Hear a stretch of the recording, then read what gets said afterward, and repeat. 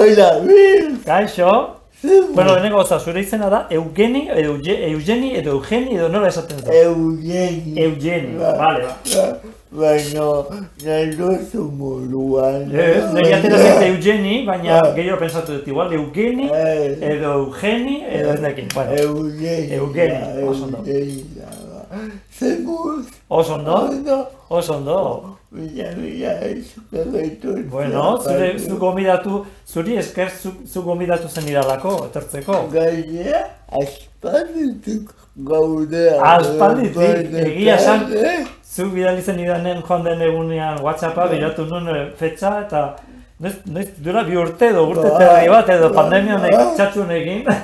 Txatxu! Abez, musikaria, baina okurrezua nago, aurte zeugak ikasi zenitu, ne? Zer ikasi, zer? Arte derrak. Arte derrak, bai. Egin ditun arte derrak aurrena. Baina, bueno, zergatik. Bueno, bera, bain ditun arte derrak, musika gustatzen zitzaidan pila bat, eta arte derrak bai. Eta pentsatu duen, bueno, dedikatu naiz koruak zuzentzera, eta pentsatu nuen, baina aur koruak nahi dituen zuzendunek, aur koruak, ikasi aur koruen zuzendaritza. Eta pentsatu nuen, baina zenbat koru, aur koru egongo dira zuzentzeko ordaintzen ditutenak, eta nire bizitza osatzeko edo lanbide bat osatzeko horrekin. Eta pentsatu nuen, arte derrak ikasiko ditut, eta gero ikusiko dut. Bueno, tal, ikasi nitula arte derrak, eta bukatu nonen, basi nintzen, kantuaz, eta, bueno, zuzendaritzaia ikasten nahi nintzen, eta, bueno, jarraitu nuen, eta azkenen jarraitu dut musikarekin. Benetan nahi nuen egin. Mardoiek ikasi zenun, Bai. Biak. Isabel. Álvarez. Bai, Donostikoa. Erentzako hartzen abizena. Ezagutzen duzu? Bista. Oso kantari ona da. Eta nire maisua izan zen, bera Donostikoa da, orain ez da hemen bizi, baina hemen bizi izanean, ni berarekin kantu klaseak hartu nituen, eta ikasi nuen, eta prestatu nituen lasterketak egiteko, eta bueno, halako gauzak, egin behar direla. Zer deskubritu zenuen musika ikasketa horietan? Zer deskubritu nuen? Deskubritu nuen gauza bat. Gehiago ikasten dela egiten, azterketak egiten, baino oso tituluak balio dute, bueno, hasta cierto punto. Ikasten dela gehiago kantatzen, ensaiatzen, kontzertuak egiten, zuzentzen eta gazte batzak, eta hor bere garaian egiten ari nintzena. Hortan ikasten da gehiago, benetan, ikasketa ofizialak egiten, baino, eta azterketak eta alako gauzak, bai. Musika gilea zaituko, nabe komposatzailea. Bai. Baina musika konkretu batetaz antzinako musika edo. Bueno, a ver, hoy dia bi gauza. Kantatzerakoan parte hartu izan dut antzineko talde batean, Kapilla Peña Florida izenekoa, Isabel Álvarez bera hor zegon taldean, eta bere bidez, sartu nintzen beraiekin. Eta hor, talde hortan, antzinako musika pila bat grabatu genuen, eta kontzertuk, eta birak, eta alakoak. Eta gero, ni musikagile bezala, hasi nintzen musika idazten nire taldentzako, nire abesbatzentzako, nire gazte taldentzako, eta hori da, horrela hasi nintzen, eta hortik bideratu dute, beste gauza bat, jarraitu dut. Zein izan zen zure lehenengo taldea? Zein izan zen nire lehenengo taldea? Begira, ni hasi nintzen abesten 14 urtekin, Tolosako Odeiertz abesbatzan. Eta Odeiertz abesbatza oraindik existitzen da, eta berarekin oso harreman polita daukagu, eta nire anaiak zuzentzen du, eta sortu genuen gazte batzu, 14 eta 15 urte genituen, eta guasi nien zuzentzen eta parte hartzen erabakitan, eta oso gauza polita izan da, Odeiertz abesbatza, eta hor hasi nintzen, eta benetan, hori izan da, niretzat izan zen deskubrimentu bat. Benetan, bizitzari zentzua topatzea. Geroga taldeen nagotean, eta kubitarakan kea taldean. Eta orain beste talde baten, kea taldean nago. Oraingo. Kea da oraingo talde bat, oraingo, 25 indegu, osak ez da inberria.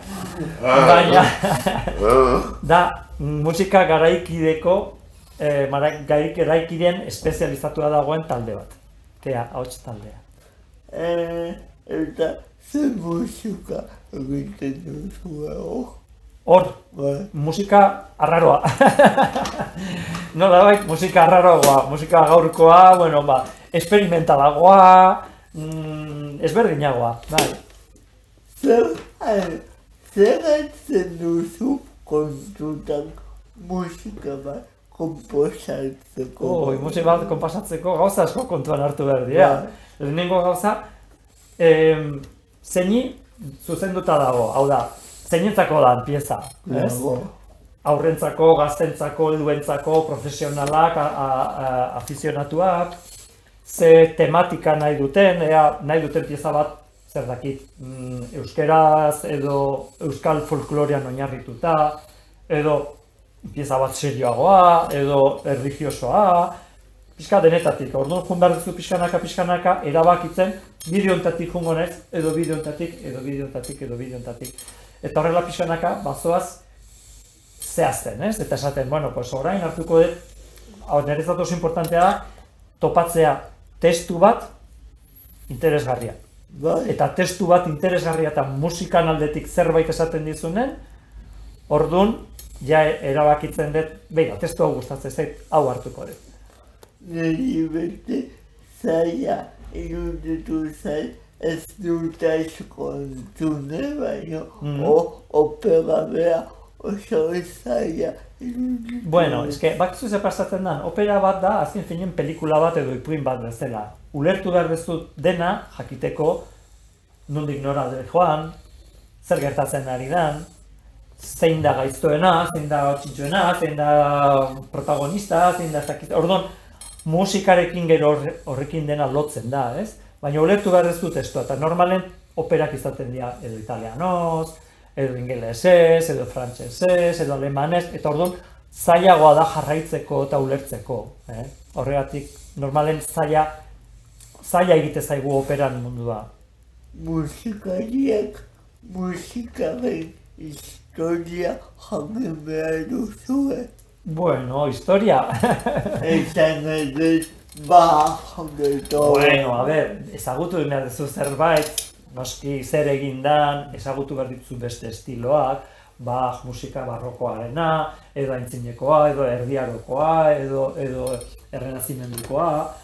Ezagutu behar duzu zerbait, jakiteko modu ezberdinetan abesten zala edo zuzentzen zala garai batean, edo bestean, ez? Eta hortarako, garrantzitsua da jakitea hori.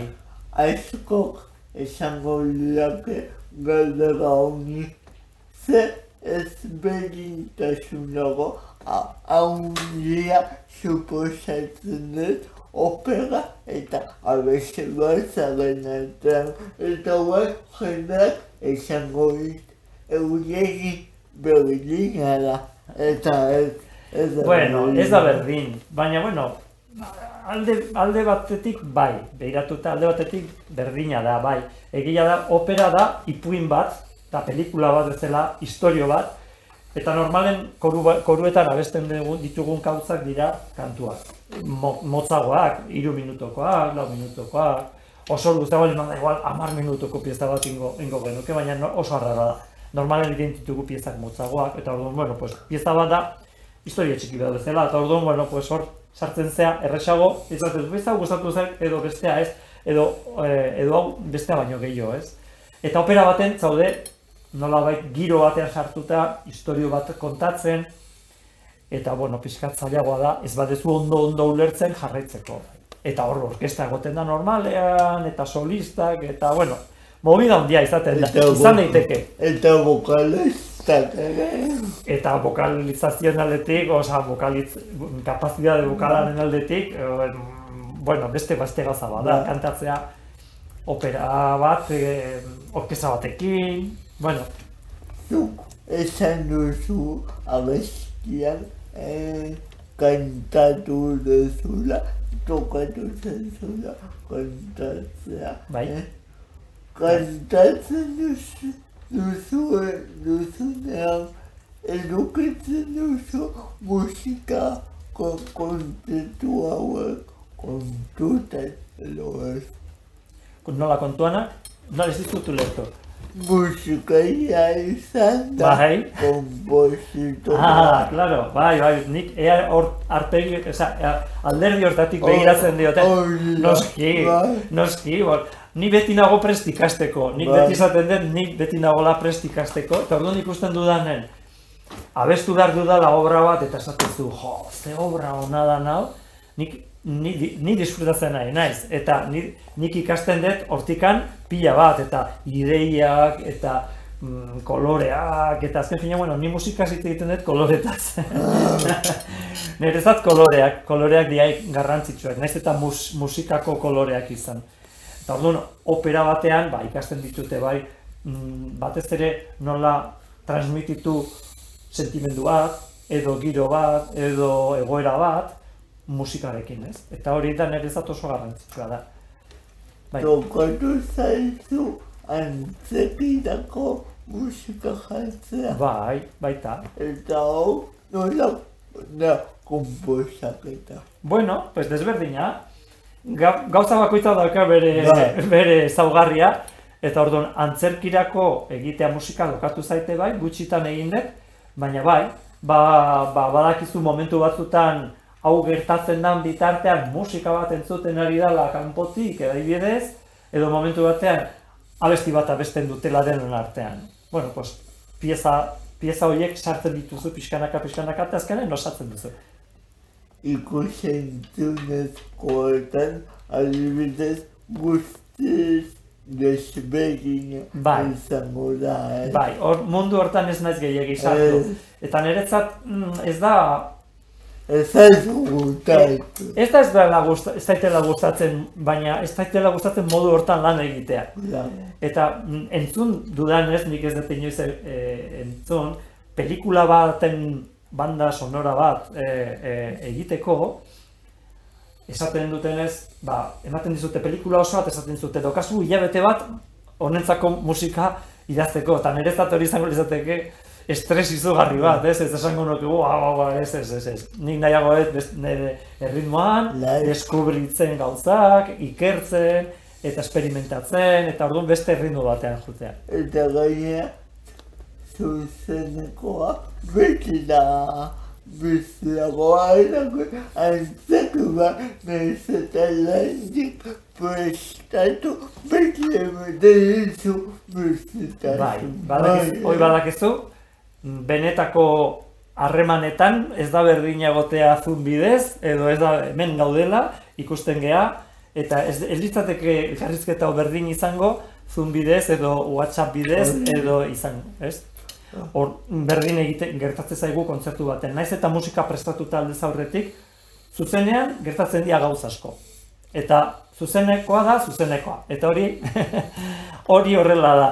Eta grabatutako musika bat, zesango dizut, trampasko dauzka eta faltsukeria handia bai dauka. Osake, Ginei, grabaketa asko egin izan ditute bai, baina azken esatezu, grabaketa baten, zer da egia, zer gertatzen da bizitako egia hortatik, ez? Eta grabaketa neketsua da, dena ondo prestatuta da, dena prestatuta da, baina neketsua da. Neketsua da, oso. Eta neri gehien nekatu zaiten grabazioa izan zen, bakar bat egin dudana, diska grabaketa desente egin izan ditut, eta konzentrazioa mantenduen berdezu, baina behin tokatu zitzaigun bideo grabaketa bat, disko grabaketa eta bideo grabaketa.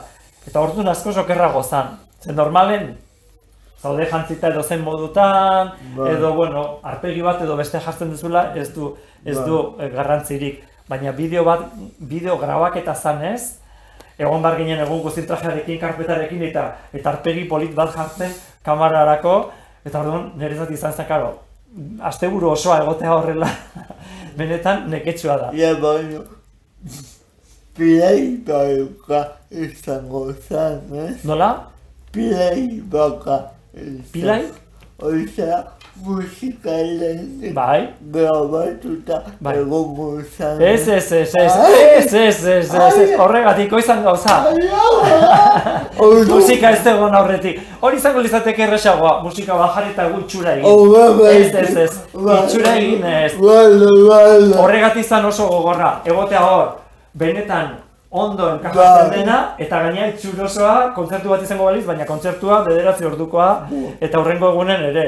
Eta orduan, hori benetan izan zen oso neketsua. Nik abesten dut, nire abestiak egiten ditut. Zuke bai konposatzen duzu? Bueno, beste baseak hartuz, batzutak letra hori abesten. Eta zu kantatzen duzu bai? Bai, eta nik nesten dut dena. Osea, badakizu zuk zer dan laborategi, audio laborategin kontuak, ez? Horregatik hainez graba, estudiako grabazioa oso neketsua dela. Bai. Eta jendea ez dela asko eta kontua ez. Entzutea 1000 aldiz gauza berdina erabakitzeko zindan toma honena. Hau hartu edo hau nastu, bueno, lan asko dago horretzetik. Eta niko ezin agatzen musika entzule nahiko fina ez. Eta ni askotak aitortu dez pasazaztekela lasai asko 6 hilabete talde berdina. 6 hilabete. Edakit behar dena azetu instrumentu guztiak nola dago. Osa, zuri gustatzen zaizu mundu hori. Pila. Ze ondo. Ontako jaion, Ba, baietz. Bestela nintzatek geniemen egongo. Ni badakitzuk deitzen dituzula musikari guztiek. Esteban Urzelai ere badakite egon zala hemen, eta Xabi Zeberioke bai, ez? Eta Xabi Zabala, eta Xabi Zeberio, eta Juancho. Juancho bai, zagotzen ditut pila bat, klaro. Lagunak ditut bai. Hemenuk esan leko nuke jende musika sakrifikatua da. Poleta horiek esango dugu ederra. Ederra. Hala da bai. Altzean dagoela da ikaragarria da. Bai. Niko gute beste gauza bat irakurriz. Zerbait egin duzu koldo Izagirekin. Bai! Zeu bazenekin, zagutzen duzu koldo Izagirre? Biztaz. Bueno, hori da, berarekin egin nuen opera bat, aurrentzako opera bat. Badakizu zer partzaten da? Nik uste, pentsatzen dula opera dela gauza oso serioa, eta oso gauza... Eta ez da, normalen esaten nizun lehenago, da ez degulako ulertzen, hizkuntza ez degulako, ez da, orduanek esaten, bueno, guazen erderan euskeraz opera bat egitera, eta guazen hemengo, esan behar nuen ipuina, baina ez da ipuina, hemengo historioa hartzea da, Altzoko handiaren historioa bihurtzeko opera bat. Eta horregatik, nik aukeratu nuen gaia, eta hitz egin nuen Koldo Izagirrerekin, eta berak egin zuen libretoa ditze zaiona. Opera batean, historioa idaztea eta elkarrizketak eta da libretoa idaztea. Eta Koldo Izagirrek idatzi zuen Altzoko handiaren libretoa. Eta zemuzko. Zoragarria. Koldo Izagirre zoragarria da. Benetan, lan fina egin zuen, eta disfrutatu genuen pila bat. Eta gero berak ere nola idazten nuen zehondu eta poesia eta... Oso politea. Eta daukan gaina euskeraren niretzat dauka oso euskera fina, hitz jolasak pila bat gustatzen zaizkio, eta nahasten ditu hitz pila, oso aberatsa da.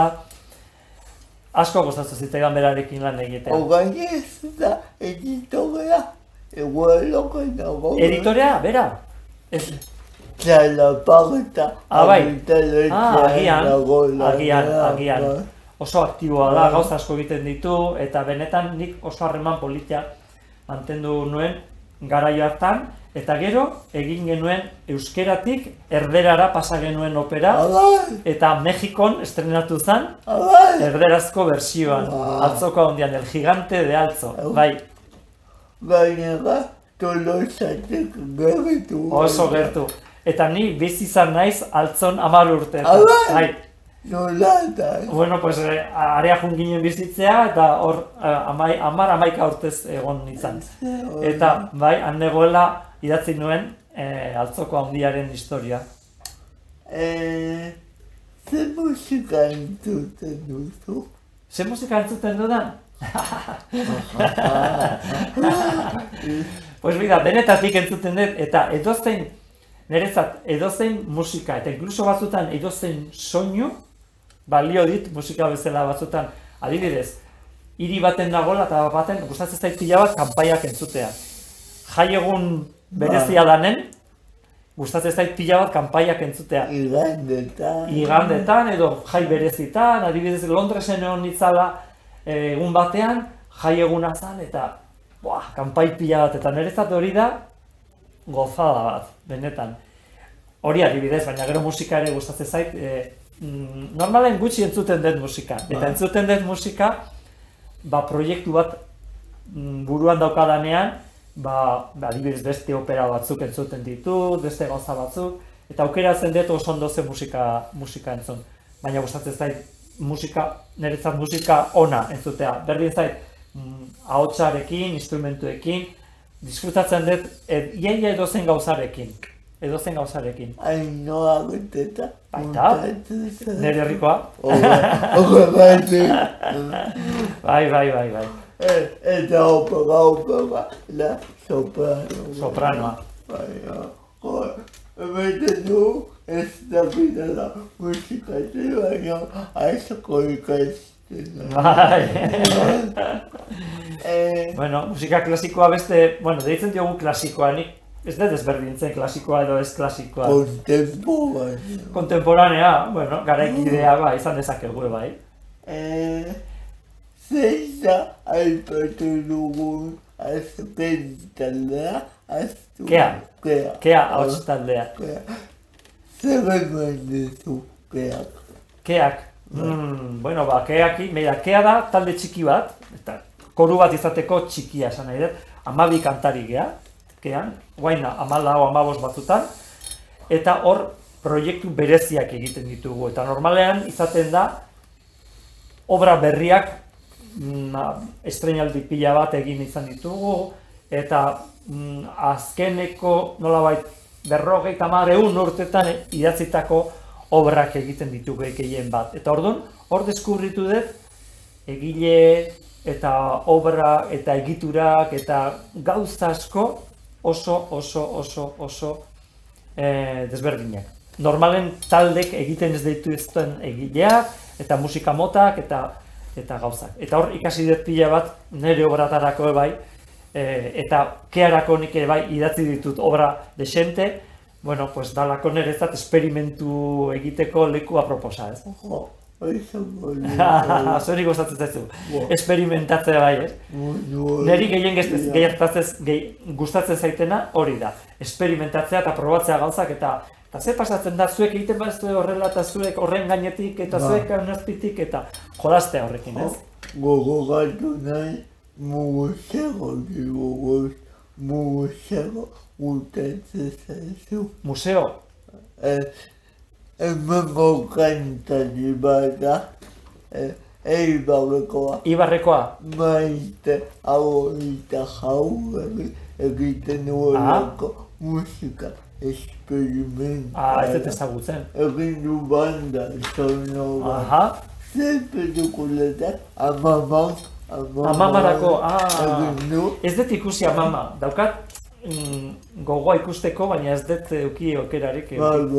Hori esan du, musika esperimentala oso ondo datu entzutea. Mira, bakizu zer gertatzen da, musika esperimentala entzuten badezu horrela esatezu, bueno, arraroa da, baina pelikula batekin, edo irudi batekin, edo antzerki batekin, edo antzerkiko opera bat, azken finean opera bat antzerki bada. Eta horrekin batera entzuten baldin badezu, orduan ulertzen dituzu gauza askoz gehiago, bakarrik entzuten baldin badezu, bueno, hau arraroa ez, baina irudi batekin, mugimendu batekin, ballet batekin, ikusten baldin badezu musika berdina, entzuten baldin badezu, orduan esatezu, orain ulertzen den musika. Gabe, komentatu dugu, musika. Baina musikatik kanpo, egunean daukazu tagite txiki libre horietan segutatzen zuegita zentzulea zure zaletasunan. Bida, egia esan tarte gutxi dauzkat libre egunean, eta musikan gehien bat dedikatzen naiz horta, gero lana egiten dut ere Gipuzkoako eta Euskal Herriko abesbatzen federazioan. Orduan, azken finen musika zinguratuta dago, alde batetik edo bestetik. Baina denbora libre daukadanen gustatzen zait irakurtzea, paseok ematea, bueltatxok ematea, eta, bueno, zinea, eta, entzutea, eta ikustea pelikulak, eta, Mila esko. Zuri, Eugene. Bueno. Plazer bat izan da, handi bat. Egongo gaga, eta mila. Nahi bezunean. Agur. Agur.